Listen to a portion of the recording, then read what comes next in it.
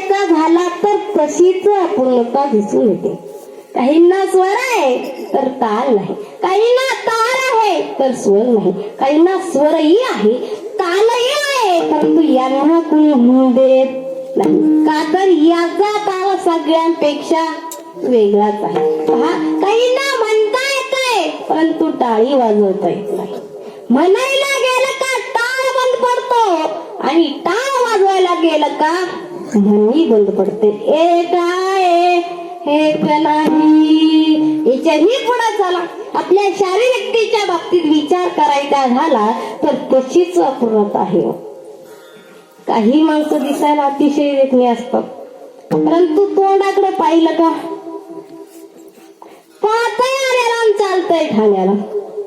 काही माणसांच्या शरीराकडे पाहिलं का हाताच्या काड्या मोड्या आणि पोटाच्या झाल्यात माड्या, परंतु तोंडाकडे पाहिल्यावर दिसायला अतिशय गोरगंत, नाका तोंडा तर तरी पाहताच राहा आणि फोटो काढून ठेवा.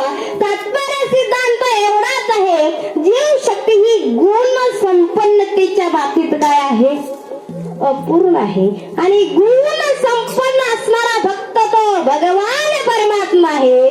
सकल गुण संपन्न षडगुण ऐश्वर्य संपन्न मनोनी जानोनी भगवंतू दुसरा कोणीही नाही. अपूर्ण शक्तीने परिपूर्ण शक्तीला शरण लावा, तेच तुकोबराय अभंगाच्या दुसऱ्या चरणात